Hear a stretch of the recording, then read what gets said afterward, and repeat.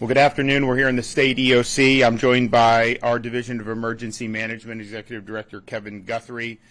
Right now, Tropical Storm Debby is about 140 miles south-southwest of Cedar Key. This will become a hurricane likely later this evening, and it will make landfall in the state of Florida tomorrow as a hurricane, most likely as a Category 1 hurricane, but it could potentially be even stronger. Current maximum sustained winds are 65 mile per hour. We anticipate it could reach 85 to 90 mile per hour sustained winds. This is a track that's very similar to the track that we saw 11 months ago with Hurricane Idalia. It is, though, while similar track, going to operate and have much different effects than Idalia did. Idalia was close to a Category 4 hurricane. It had strong winds that ripped through the Big Bend area, caused a lot of damage, a lot of debris. This storm will not have winds that reach the level of Hurricane Idalia, but it is going to produce way more water throughout the northern part of the state of Florida. And we are looking at potentially really significant flooding that will happen, particularly in north central Florida, as this storm makes landfall in Florida and then heads northeast across southeast Georgia, or southern Georgia and northern Florida. So the message is, make sure you're executing your plan now. As the storm comes, you may get hit with an awful lot of water, a lot of rain. There may be immediate impacts that you see, but you could also see flooding that happens days afterwards, after the storm passes. Do not go into flood waters.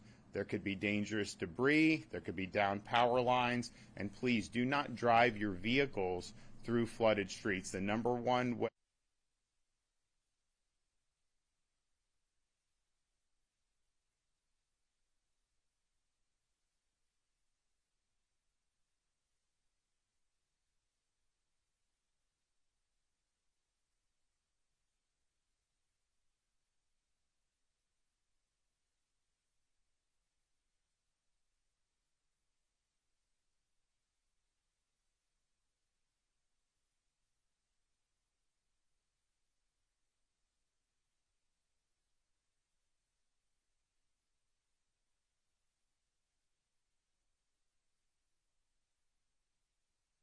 on utility substations as a best practice to ensure power is maintained throughout the storm for as many Floridians as possible. When we saw Hurricane Ian, the substations that were higher up weren't impacted by the water, made it much easier to effectuate power restoration, and so our hope is here to mitigate the power interruptions as a result of this storm.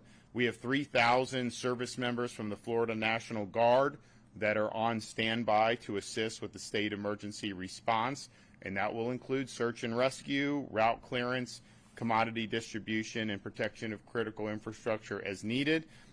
Florida National Guard has 10 rotary aircraft and over 400 tactical vehicles that are staged to support relief operations. We've also activated the Florida State Guard, and we have over 100 soldiers ready, 9 shallow water vehicles, 10 UTVs, and 2 amphibious rescue vehicles.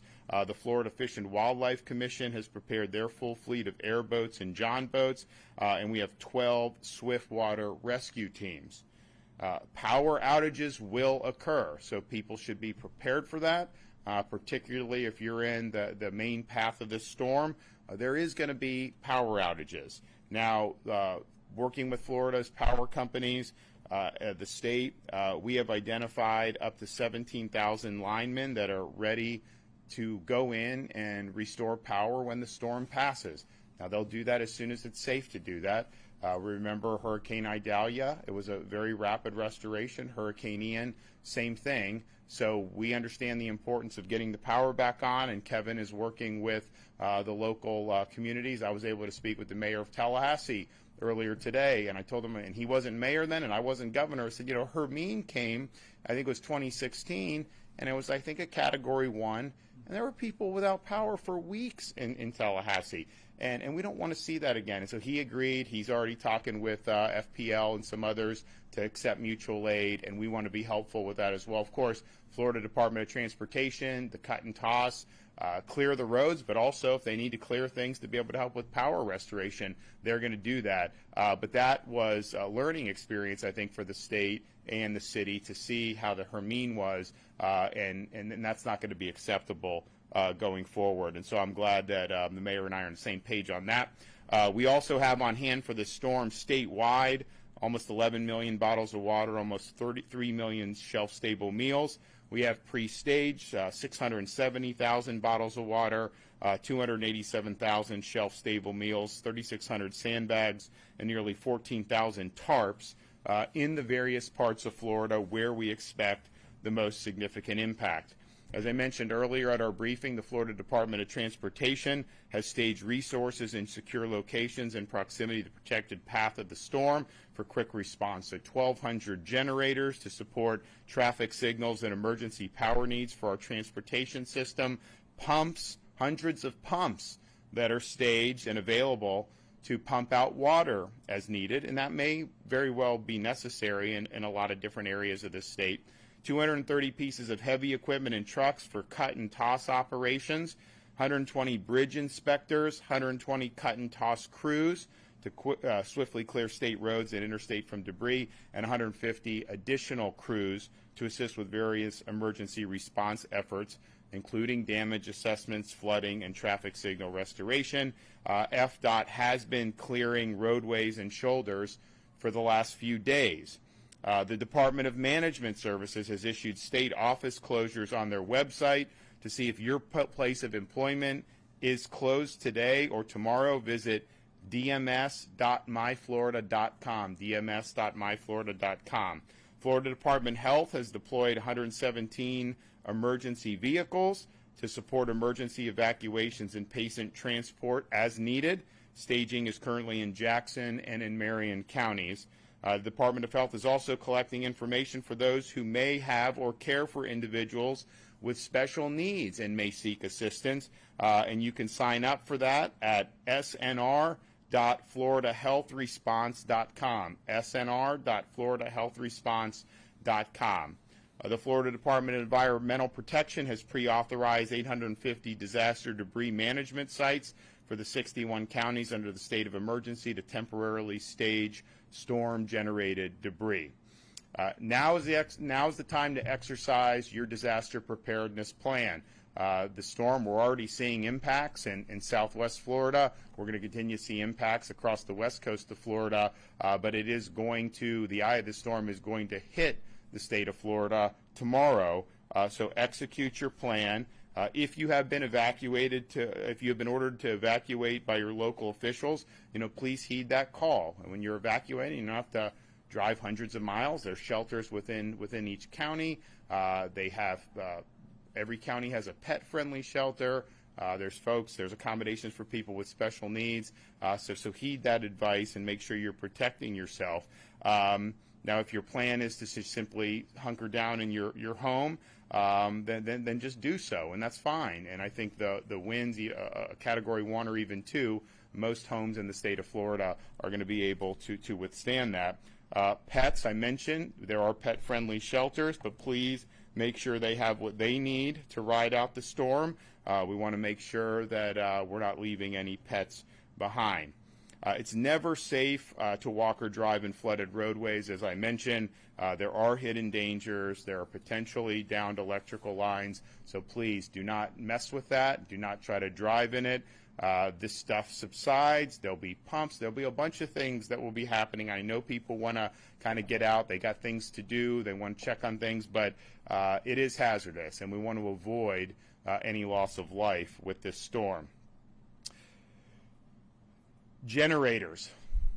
Make sure you properly use generators. We have had in the past, although not in the more recent storms, I think because there's been an emphasis on this messaging, but you cannot use a generator inside your home. or inside your garage. It will produce carbon monoxide that can kill you. So make sure a generator is positioned outside your home and that the exhaust is not coming inside your home. So please, using a generator is fine. People want to have power. I get it, and do it, but just do it in a way that's going to be safe. So please do not have your gasoline engines inside your home, and make sure they are in use, not just outside, but at least 20 feet away from your home. Emergency alerts can save lives, so please have multiple ways to receive those alerts and act when you receive them. Listen to your emergency management officials at your local level. They're going to have information specific to your part of the state of Florida. And if you want to find that emergency management information, you go to floridadisaster.org/counties.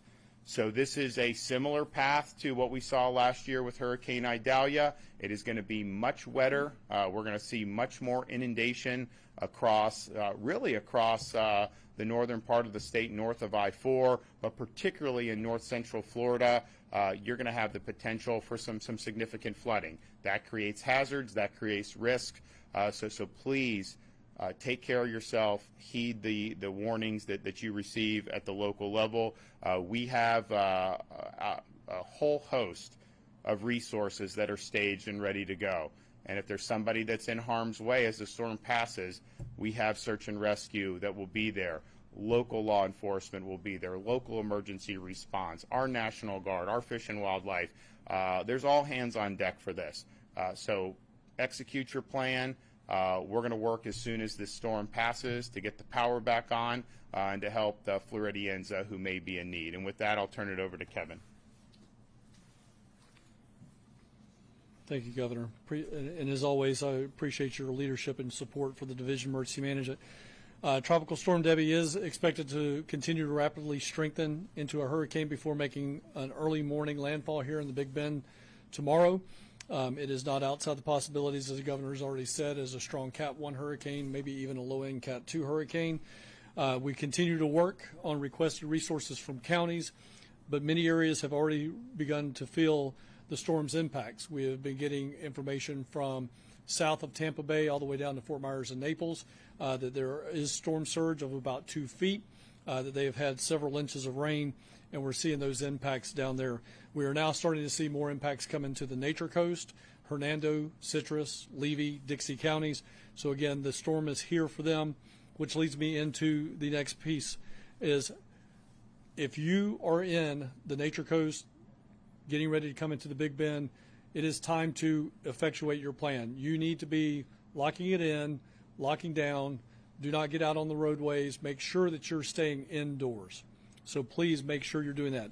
If you're in Northeast Florida, North Central Florida, you still have some time, but those hours are starting to wane. So please make sure you're doing what you need to do. Whatever you decide to do, make sure it's best for your family, and you must do it now. If you're ordered to evacuate by local officials, and there are several evacuation orders in place, please remember you only have to travel tens of miles to those shelters. You do not need to travel all the way across the state. Do not leave your pets behind. There is at least one pet-friendly shelter in your area that can travel with you to that shelter. Make sure you have the leashes and carriers and plenty of food and water for your pets. If you are sheltering in place, identify a place in your home away from windows and external doors where you can safely shelter. If you're on the coast, you need to go ahead and move to the second floor. We are starting to see areas that may receive upwards of 6 feet of storm surge. If you're unsure about the next steps of what to do, please contact your local emergency management office, or if you're in this situation where we have incidents happening right now, call your 911 office. Your yard should be debris free at this point if you're in North Central Florida and you're in Northeast Florida, the capital region. Again, if you can pick it up, you need to put it up. We will continue to emphasize the this next important point, which is it's never safe to walk or drive through flooded roadways. Not only can it cause accidental drowning, but floodwaters are gross and unsafe and can contain many hazards. So please make sure that you are not messing around in those floodwaters. Make sure you have fresh batteries in your supply kit and a hand crank weather radio so you don't miss any important updates from your local officials. I will go back and talk again about the generator safety. We have been doing a great job since Hurricane Ian on the fatalities related to generators have gone way down. You've already heard the governor talk about 20 feet away from an open door, an open window. I'm going to finish the second 220s, which is if you have to refuel, make sure you shut your generator down for at least 20 minutes. So 20 feet away from any open door and an open window, 20 minutes to cool down, and then go ahead and spend $20 and get a carbon monoxide detector. Those are the things that we want you to follow on the 20-20-20 rule as it relates to generators. Be sure that you follow the agency on X and Instagram at FLSERT and on Facebook at FDEM as we continue sharing important information to Floridians looking for resources or preparing and getting all your state updates. You can go to floridadisaster.org/updates for additional information. And again, Governor, thank you for your leadership. As you look at the the track of this, it is obviously going to impact Florida somewhere in the Big Bend region. Could move a little west and be more heavy Tallahassee. Could go more on the Idalia track, but it is going to cut across towards the Atlantic coast. Now, right now, the most likely scenario is it dumps even more inundation in Savannah and Charleston and Hilton Head and that part of South Carolina, but it is possible that the storm actually turns around and comes back through I-10 in northern Florida, going the other direction. That's possible.